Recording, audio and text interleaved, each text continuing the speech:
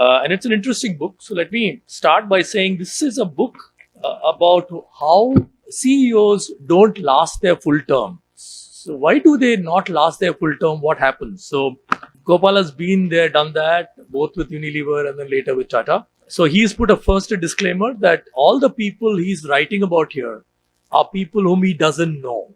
So these are really third party. And so he's depended entirely on third party information to draw his conclusions. So the book is really in two parts. First part, he puts down what he thinks are the basic tenets of why CEOs get fired, kind of things which he's talked about. Let me read the first sentence from the first paragraph to set the tone. The hard truth of business leaders, and perhaps for other kind of leaders too, is that performance cannot be judged only through one part, which is tangible and measurable. There is in addition a second part, a soft part, which includes culture fit and leadership style. The soft stuff is ambiguous and nebulous and is prone to changing judgments at any stage during the process of evaluation.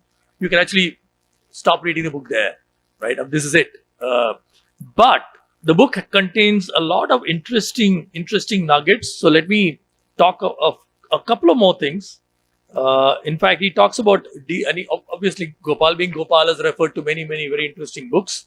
So in the Derailers chapter, he talks about why CEOs fail, a book by David Dotlish and Peter Cairo, Ego Check, a book by Matthew Hayward, and Why Smart Executives Fail by Sidney Finkelstein.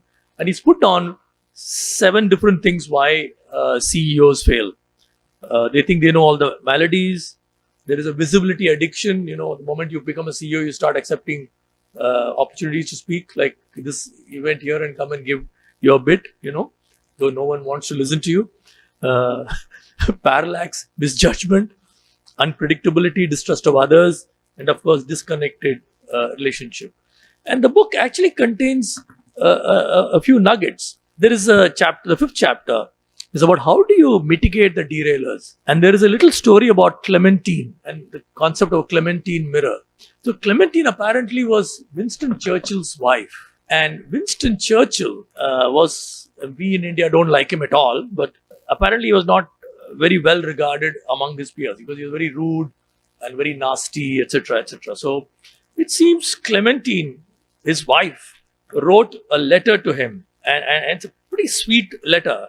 It says, "My darling, I hope you will forgive me if I tell you something that I feel you ought to know. One of the men in your entourage, a devoted friend, has been to me and told me that there is danger of you being disliked by your colleagues and subordinates because of your rough, sarcastic, overbearing manner." And the letter goes on. So and he says, if you're a CEO, want to be a successful CEO, find your own Clementine and encourage the Clementine to hold a mirror to you, because you're going to have, problem otherwise. Then, of course, in the chapter on the 5th chapter, he also quotes James Champion. Nitin Noria says, "To feel threatened by one's successor is a futile but remarkably common reaction to inevitable departure." Most CEOs gets actually sacked by the chairman who hired them. So, and the book contains 15 case studies. Interestingly, some of these are CEOs who took over the CEO mantle after working in the company for many years. There is an example of Lee Iacocca of Ford, who was in Ford from 1946 to 78. He was groomed to take over as CEO. When he took over as CEO, he didn't last more than 2 years. Again, Anshu Jain apparently was in Deutsche Bank 5 to 2015. Again, he didn't last as CEO very long. Vishal Sikka is a case where he was hired as CEO and he didn't even last the 4 years was his first term. He got sacked in 3 years' time. And so the book contains interesting stories about all of them pulled out from public domain. So it is a very fascinating read, and it's an easy read. You can.